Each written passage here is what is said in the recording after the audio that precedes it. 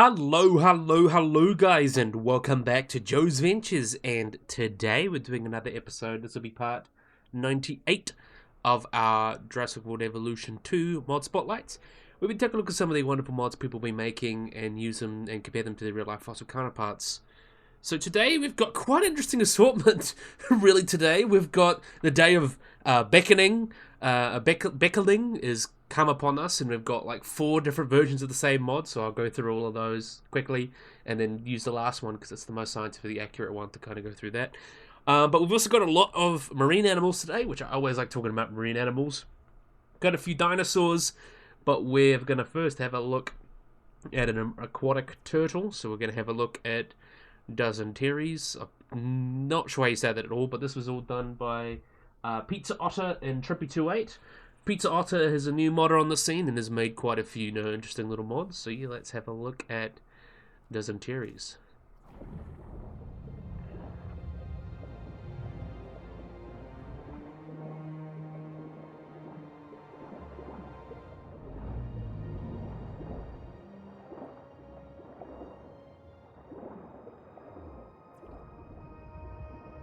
Swim out into the Gulf a bit like that. There we are, perfect.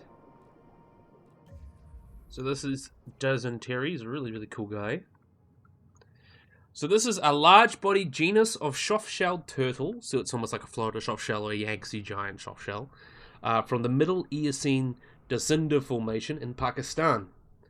So its presence in shallow marine deposits of the Drazinderetes Formation suggests that it may have actually been partly or potentially even fully marine, with indeterminate kind of remains from the same formation may actually suggest it may be among the largest known turtles, with one entoplastron indicating a length of between 1.5 to 2.1 meters, or 4 foot 11 to 6 foot 11, which is really amazing, and it's named the single species Drazinderetes tethiensis.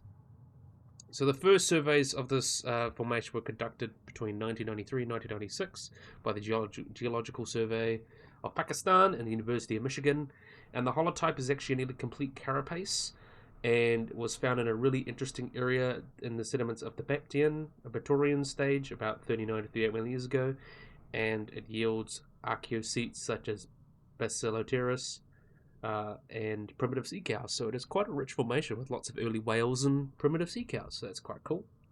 There have been other remains found, so soft-shelled turtles in the same sediments. However, they largely don't overlap with the type specimen, and thus can be ductily referred to them. But again, there's these large plastrons, could either be a same species, different species of the same genus, or potentially the same species, but we don't know. And the name derives from the Cinder Formation and Aries, which means rower, so it's basically the Cinder rower, is a name of another species there. And its species name comes from the Tethys Sea. So at the time, that's where it would have inhabited. The Tethys Sea was kind of in between Europe and Africa. It would have been quite a big sea there. In terms of its shell, it shows a fully preserved neutral plate and probably 8 coastal plates, which is interesting as well. Not really much other than the top of the shell. There is some other smaller bits, I believe, the vertebrae and things like that. In terms of size, though, the shell of the triconid turtles is composed only partly of a bony carapace, which only makes up about 20 to 45% of a soft shell, so it's kind of hard to calculate sizes of that regard. The holotype's bony carapace is about 2 feet long, about 0.8 meters. In accordance, it would make its carapace between 1.1 meter to 1.4 meters, so between 3 feet and 4.7 feet, which is interesting as well. But as I mentioned, there is a very large specimen that has a carapace length of about 1.2 meters, was extrapolated from its plastron remains. And following the same method applied to this holotype, it would be about 1.5 to 2.1 meters long.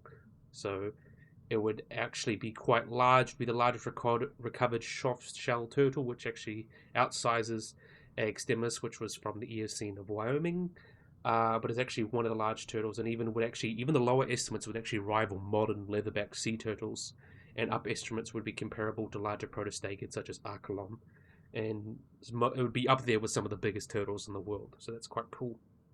And upon its description, it was assigned to the soft shell, or Tronoclonidae, but it may be believed to be its own kind of group. It was closely related to the dubious genus Eurypterus, so it may actually be a relative to Temis or things like that. So really interesting guy. Given the lack of evidence that would support the bones of these guys being washed up marine sediments, it's actually thought these guys would have been marine species or lived in saltwater brackish areas. Typical freshwater, and these guys are typically found in freshwater, but it's not unheard of. Like the giant soft shell has been known to live in more brackish or marine areas, which is interesting as well. So it is not unheard of, but it most likely could have potentially been marine. Its large size, though, may actually also support this fully marine lifestyle, as large body size is often a trait found in marine turtles, so it's not exclusively them.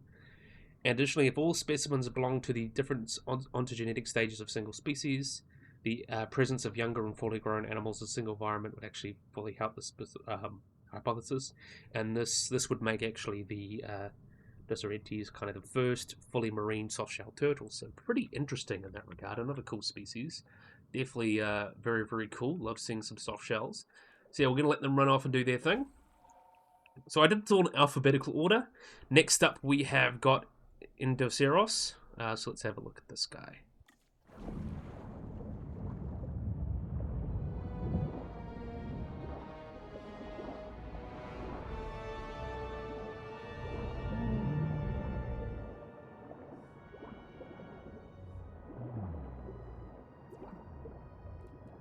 Let's get you out of there again. This one's rather beautiful. This is Endoceras again. So this one means endo, which means inside, and keros means horn. So its basically name means inside horn. So this is an extinct genus of large, straight-shelled cephalopod given to the nautiloid order Endocera. And this genus lived from the middle to upper Ordovician, so between 470 to 443 million years ago. And its cross-section in the mature portion was slightly wider than its high, but narrow laterally when young. And you can see it's quite a long thing, headed large, spherical, located dorsoventral magnum, comprised of concave segments. So very similar. It's like a stretched-out nautilus in that regard, with lots of compartments in its shell. Especially in younger ones, but maybe tubular in adult stage. Endocones are very simple structures in cross-section, which is quite cool.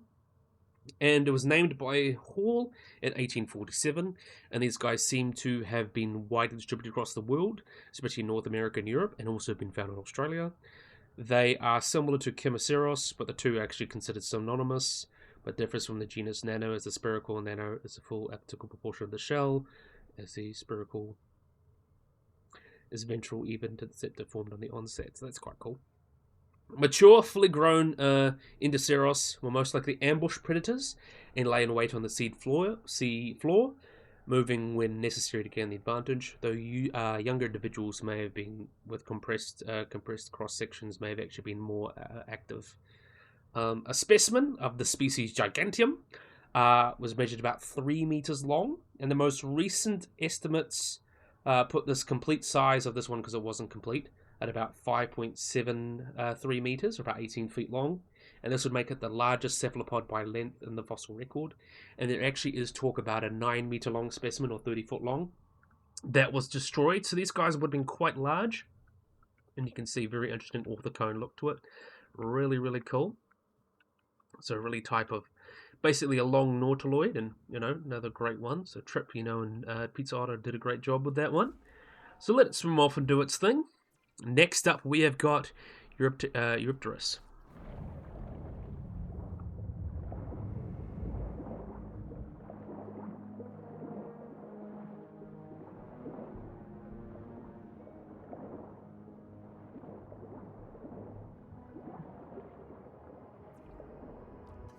Let's let you have a swim out here. Eurypterus, really, really cool guy. Definitely a big fan. Cool. So this is Eurypterus. Eurypterus is an extinct genus of Eurypterid, a group of organisms commonly known as sea scorpions. So if you've ever seen, Walking with Monsters or Sea Monsters, you'll see these guys featured. They lived during the Silurian period from about 432 to 418 million years ago. And as far as they all go, this is the most well-known and well-studied Eurypterid, with fossils actually of this species or this genus representing more than 95% of all fossil specimens. So this is basically the one that's the best well-known. So all the things that we kind of know about them are based off this guy. There are about 15 different species belonging to this genus, and I'm not going to get into all of them, but they range from about 13 to 26 centimeters, or about 5 to 9 inches, but the largest can get up to about 60 centimeters or 24 inches. They all possess spine-bearing appendages and large paddles that they use for swimming, and they seem to be quite a generalist species, equally living and engaging in predation or scavenging. And the first fossil of these guys were found in 1818 by S.L. Mitchell, who was a fossil collector in New York, and then interpreted the appendages of the carapace as barbules arising from the mouth, and he actually identified it as a type of catfish. But then it was only 7 years later, in 1825, where American zoologist James Ellsworth Decay actually identified them as a arthropod and named it Eurypterus repens and established the genus Eurypterus, which means wide wing or broad paddle. As you can see, it's got these large swimming legs that would have used to actually swim. That's quite cool. So they were among the largest arthropods to ever have lived with the Eurypterids. So the largest known species, JWE2, got up to about 2.5 meters long, about 8 feet long, the size of a crocodile. But this species itself was much smaller. Different species got to different sizes. Repens got to about 13 to 20 centimeters. The largest one is Eurypterus, which got to 15 to 23 centimeters. And there is different sizes of everything. So repens is quite large. The largest ones probably got about 50 centimeters long. Eurypterus got about 50 or 21 inches or 55 centimeters. So they kind of got different sizes there. And their bodies are kind of broadly divided into two parts. There's the prostoma and the orthostoma, which in turn divide into the mesonoma and the mesostoma. And you can kind of see the prostoma is kind of that big front bit in the carapace where it looks like it's got a head, and the mesostoma is all these kind of bits in the middle here, and then you get to the tail, and the telson is that sharp bit at the back there. Very similar to actually like a scorpion, like a real land scorpion, though they're not actually that closely related to scorpions. So they're really, really interesting animals. In terms of its relationships, it belongs to the family Eurypteridae, which is classified under the superorder order or superfamily Euryptera, suborder Entenia, and it all kind of goes down. Until recently, they were thought to be a class of Metarostoma, along with Xylosaura. But now I believe they're a sister group to arachnids, so they are related to scorpions, spiders, than to horseshoe crabs. So they are more closely related. They're not direct relatives, but they are related to modern arachnids. They were the first recognized of this taxon and most common. So that's what kind of considered the most common one of them all. And there's a lot of different species. I'm not going to get into too many of them. But in terms of their paleobiology, is quite interesting.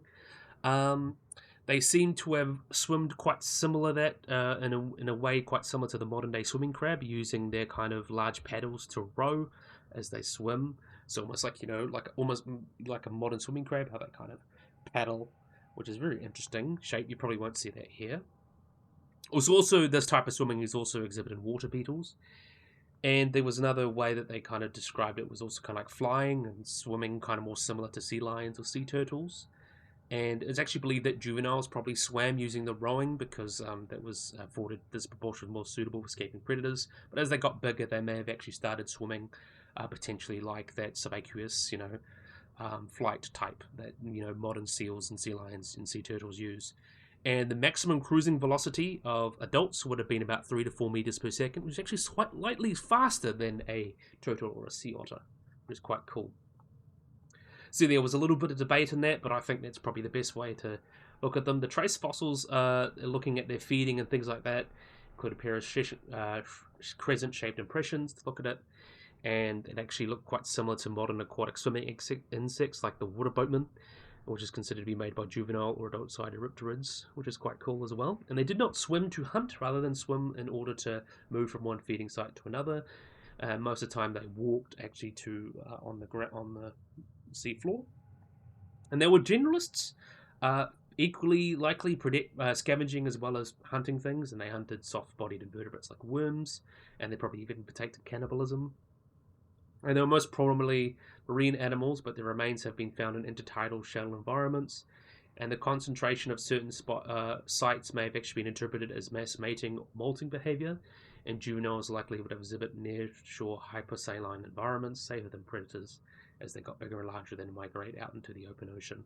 And then these adults would kind of come onto land and migrate onto the shores and lay eggs and molt as well.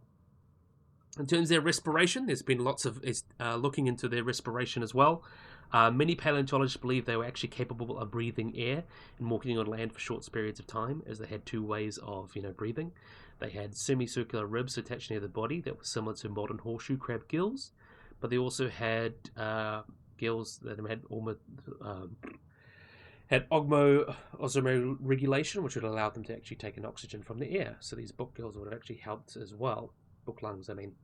Ontogeny as well is quite interesting. The babies were narrower and longer compared to the adults, which is quite cool. But in terms of the paleoecology, they didn't live for a very long time, yet they were the most abundant Eurypterids found today. They flourished between the late Olevian epoch, about 432 million years ago, to about 418 million years ago, and lived for about 10 million years. During this period, though, the land masses were mostly restricted to the southern hemisphere, with the supercontinent Gondwana straddling the South Pole, and the equator had 3 continents that were slowly drifting to form what we know as Laurasia. The ancestors were believed to originate from the Baltic area, based on the early fossil records, and then they colonized these continents and kind of moved out from there. They are now only known from fossils of North America, Europe, and Northwest Asia, which is quite interesting as well. And they are very common in the regions they occur, with millions of specimens possible in given areas, though getting them is actually quite difficult. And most of them are actually just shed exoskeletons or individuals after molting. But yeah, quite cool. Another really cool species get to talk about, and really do love looking at these guys. So you can see those paddles there, great examples. They would have been kind of swimming around a bit. Really, really cool. You see that really long talson. Definitely a big fan of this one. Brilliant mod. Absolutely brilliant mod. So let them run off and do their thing, of course. Next up, we've got another really cool one. We've got Platylithophycus. So that.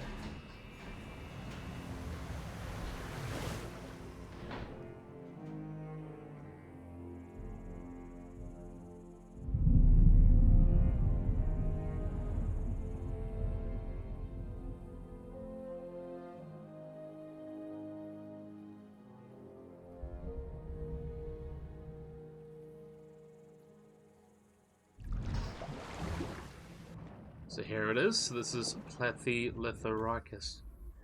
Ficus, I think you say that. Another really cool one. So this species, we'll have a look at you in here, like that. Look at how beautiful you are. Absolutely amazing. So this is a very funky looking guy. You can see he almost looks like a bloody, I'm trying to think of the species. Looks like a swift. Reminds me of a little bit. But it is, I'll get into that. It is an extinct genus of elasmobranch that lived during the late Cretaceous and is known only from a single specimen from the Niobrara Formation of Kansas in the US. So it would live with things like Tylosaurus, Stylocorincops, things like that. It was originally identified from the fronds on its Chilocerian alga, and then it was later as a cuttlefish of the cuttlebone of a cuttlefish, but now has been most recently re-identified as the gill arcs and raches of an elasmobranch of uncertain affinities, and it is now thought to actually be a relative of Aquiolamna, which was a filter-feeding mackerel shark, which is quite interesting, and I believe it was also found from this about the same time. Yeah, so Aquiolamna was found from Mexico, and only has the one species in its own family, which is actually, it's a type of mackerel shark, so it's actually more closely related to a great white shark than it is to a whale shark, which is a carpet shark. So this funky guy, it's a filter feeding, really one funky guy, is more closely related to a great white than it is to a whale shark, which is also a filter feeder. So that's very interesting, but the taxonomic affinity is kind of all over the place. And based on its relative Aquiolamna, it's got these very usual kind of torpedo-shaped body with this wide mouth and really, really long pectoral fins that are actually quite longer than it was, and seems to look like a manta ray. It's almost like a shark trying to be a manta ray, which is really, really cool. But yeah, we'll carry on. But it's still a really, really cool one there. Definitely love it. So let them run off and do your thing. But last but certainly not least for this pack, we've got another really cool shark. I do love talking about sharks. We have got here Ptychodus, a really, really cool species that we actually just learned the anatomy of. So let's have a look at this guy.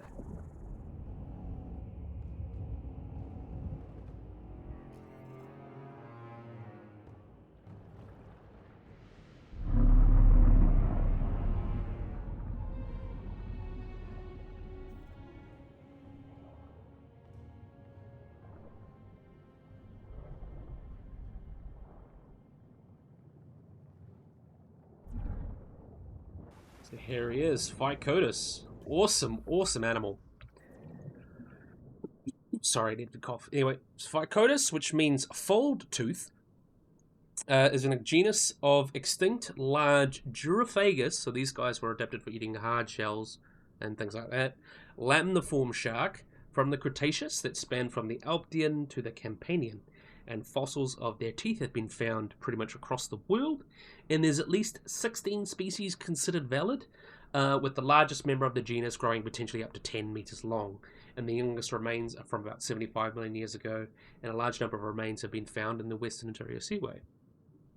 So due to a global distribution, they're likely well represented in the fossil record. Many fossils being found, such as isolated teeth and things like that. The very first remains of them have been found in England and Germany, and they thought these kind of were the plates of porcupine fish, but then they realized they're actually part of the affinities of sharks, so then they realized it's a shark.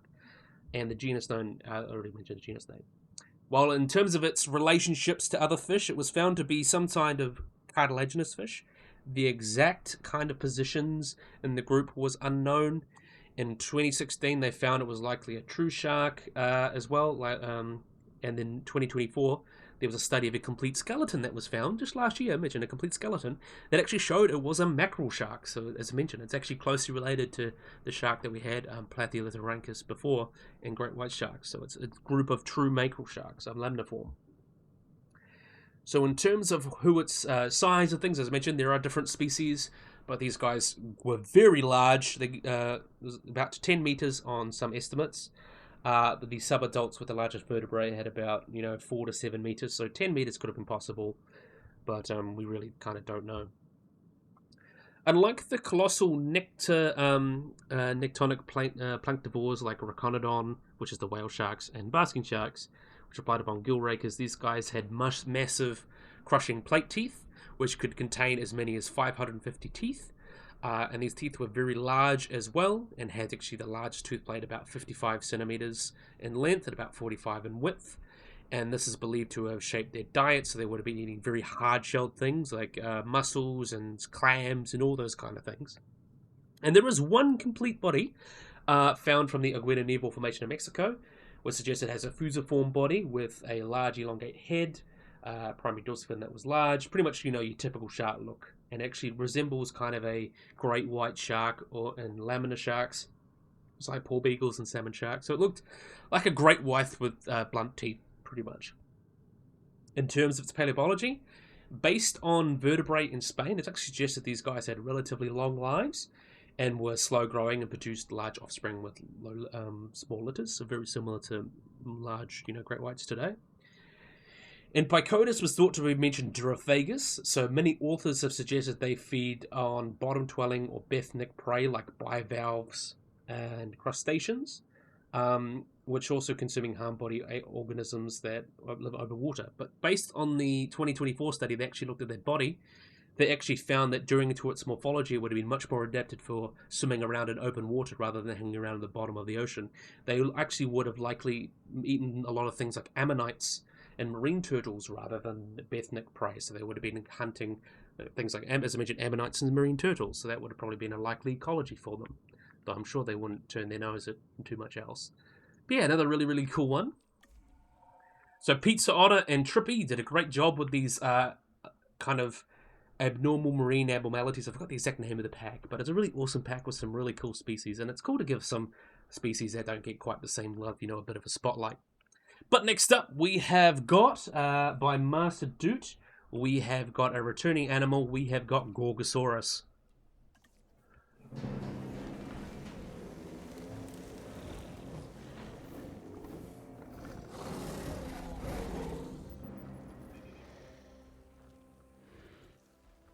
So you can see it's got a new model as well. I love the pattern on it. It reminds me of like a jaguar leopard. It looks really, really nice. But you can see here we've got the Walking with Dinosaurs one. So you can see we've got a much more accurate Walking with Dinosaurs one. But I'm not going to go too much of this because I've already covered this like 4 or 5 times. I'm just going to go over the kind of overview. Gorgosaurus, or the Dreadful Lizard, is a genus of tyrannosaurid theropod that lived within western North America during the late Cretaceous around the Campanian between 76 to 75 billion years ago, with fossils being found in Alberta and in Montana, and there's only the one species, Gorgosaurus libertalis, though other species had been referred to the genus.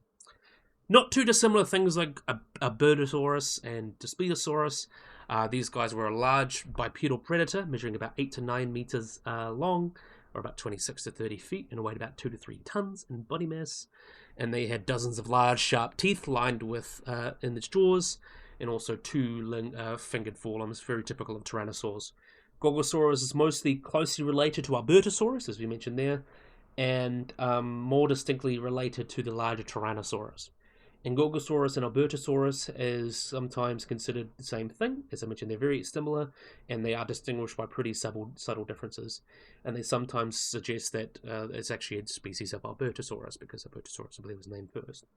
In terms of habitat, though, it lived in quite a lush floodplain environment alongside the edge of an inland sea, and it was considered an apex predator ecosystem, feeding on ceratopsians and hadrosaurs. There were some areas that coexisted with the Spinosaurus.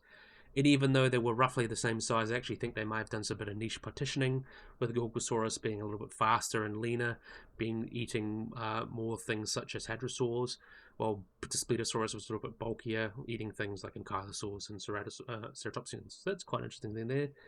And there has been it is decently well known, and a lot of what we know is based on close relatives as well.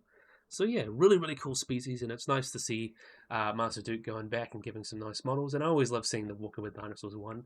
I know the movie was kind of bad, but I think the skin was actually quite cool, and I like these kind of rosettes that he's given it. Very nice pattern, and I love that modders go back and really, give their mods a good little once over. So it's really awesome to see. But yeah, let it run off again.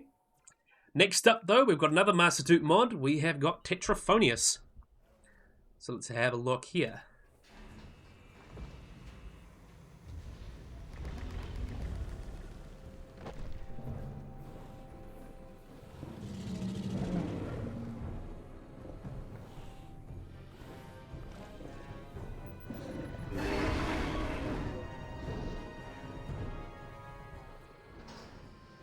That was a little bit of a funky one, but that's alright. We'll have a look at the other one who's actually standing in the light. Let's look at this guy. This is Teratophoneus. So Teratophoneus, which means monstrous murderer in Greek. These guys are also a genus of Tyrannosaur. They lived in the late Campanian of the late Cretaceous in what is now Utah, and is known from the single specimen Teratophoneus currii, named from Philip J. Currie, who was quite a famous paleontologist. If you've seen a few documentaries, you would know him. It is known from an incomplete skull and postcranial skeleton received from the Comparowitz Formation.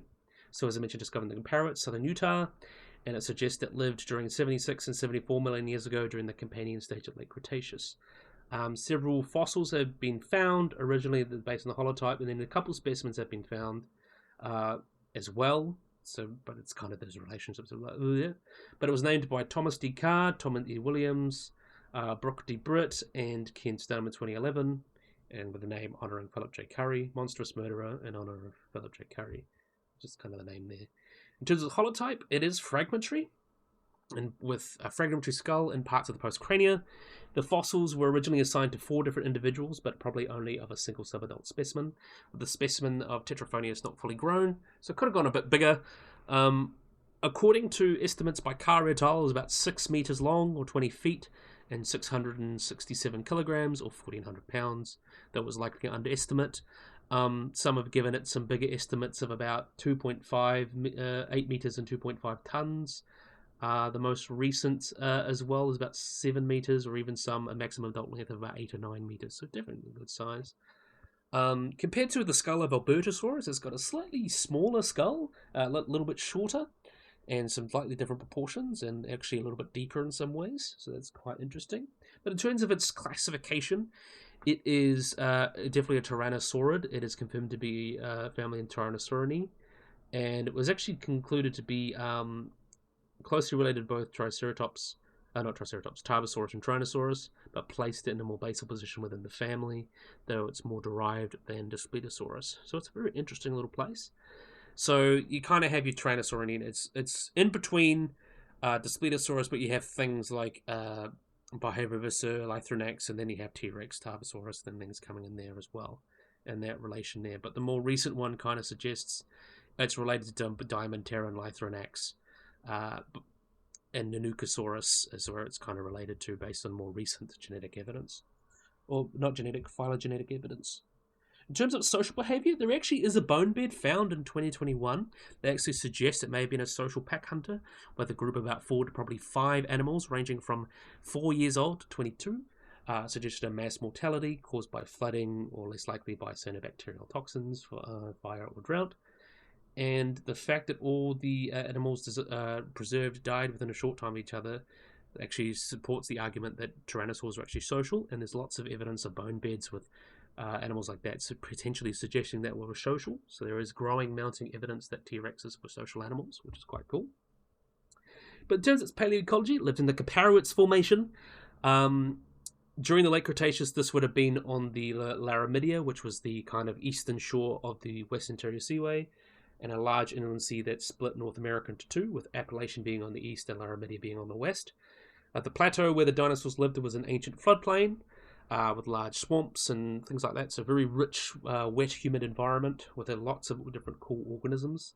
And it has lots that you probably recognize if you've ever heard of Talos, which is troodontid, Ornithomimus, also things like Utaceratops and Pseudoceratops, Cosmoceratops, Parasaurolophus, Anchicephalus, which is an ankylosaur, Cryptosaurus, and also things like Deinosuchus, and other crocodilians, frogs, salamanders, turtles, lots of different species of chondrichthyans, so things like sharks and rays, and actually quite a variety of early mammals as well. So a very rich formation with lots of really cool animals. And definitely a really nice mod. I love a good Teratophoneus. Definitely fits in quite well. So now we've got the Beckelning, which has now happened. I'm going to go through all these different mods. I'll go have a quick look and go over them. So this was the one. Most of them are based on the one that is in Camp Cretaceous, and I think the first, no, not Camp Cretaceous, Chaos Theory, based on the one in the first season. So for some reason, all the modders just decided to release it at all in one big go, the day of Beckelning, which was happened. So we've got all 4 here. So I've got the 3 there, and then I'll go to the next one. But this first one is done by Viral Cyclops and Game Videos for Life. There was a big group of people. I think it was commissioned by a big YouTuber, Al Lazzoni or something. But we'll have a look at the first Becklespinax.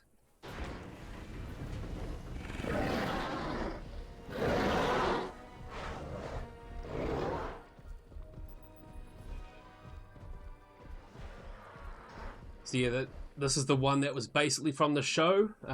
You do get the show colors with all of them, and and lots of very interesting patterns that they've all just come up with. But it's really, really cool. You can see that's one version from the show. I think we'll just let it run out of the way a little bit. Looks like a nice model, definitely a good one. Next we'll look at Master Dute's one. So this is Master Dute's interpretation of Becklespinax.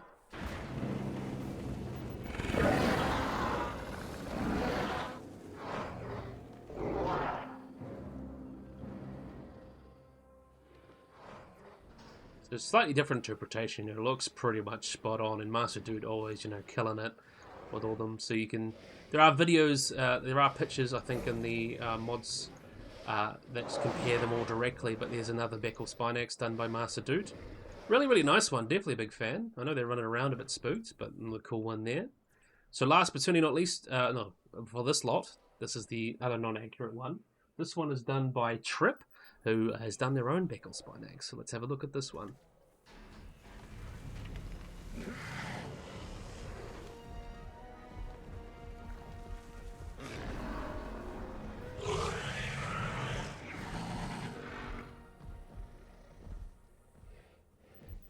So you can see they're all different, based on different rigs and everything. But I quite like this one. You can see it's obviously got the Spinosaurus colors from Jurassic Park 3. But yeah, another really cool one here. But the last one we'll look at is by Glitch and Game Videos for Life, who did a lot of the skins. We're going to have a look at the accurate Altispinax. So this is the true species that we'll get into.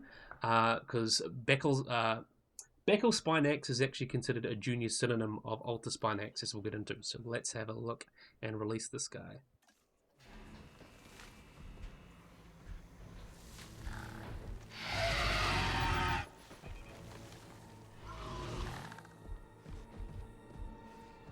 So this is the real Becklespinax, which is actually just Altispinax. But I'll just get him to stand straight for me, hopefully. I'll have a look at... No, no, don't do that. And it does it again. There we are. That's good. Right, we'll have a look at you since you're posing perfectly for me.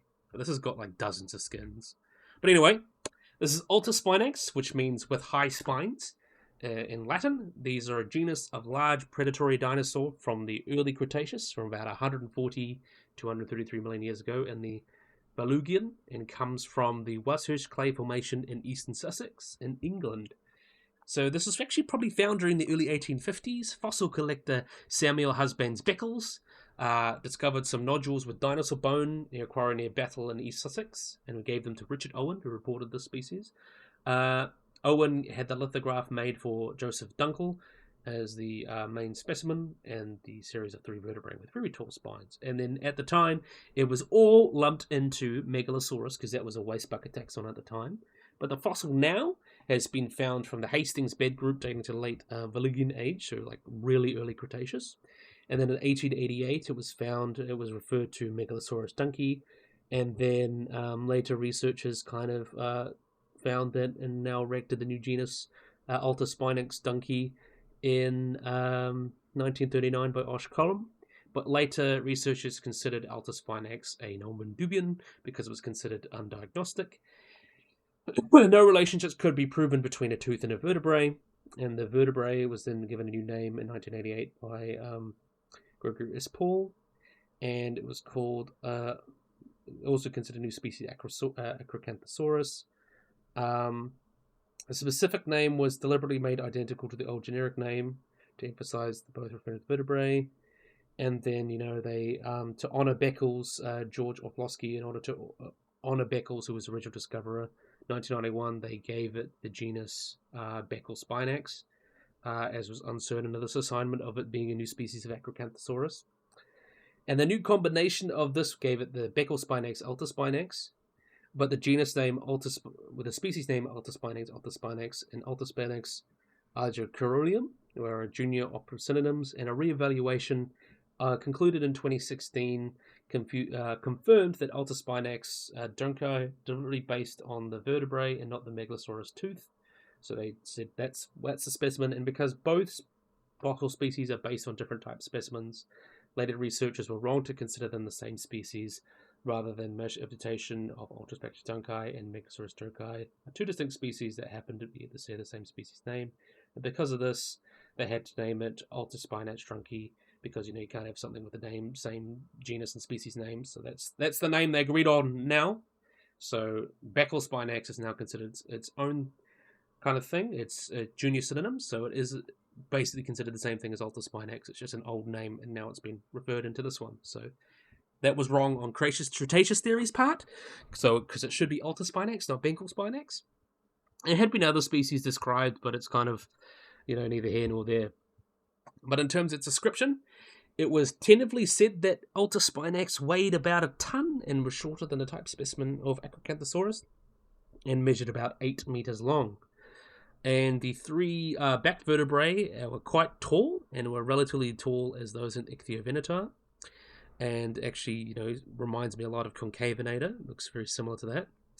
And they actually thought it was partly because of injuries. They had these kind of 2/3 of the height that looked broken because of injury. In 2003, they gave a different interpretation that suggested this gap was natural, and he denied that the front 2 vertebrae were ankylosed. So, yeah, kind of gives that weird, interesting arch there.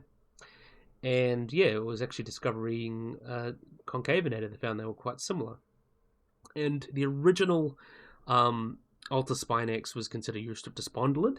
But then in 2003, it was considered Allosaurus, and then later it was given a Tenturin kind of affinities. So we know it's it's a Carnosaur, which is not very helpful because Carnosaur is pretty big group. It includes Megalosaurs, Allosaurs, and Carcharodontosaurs.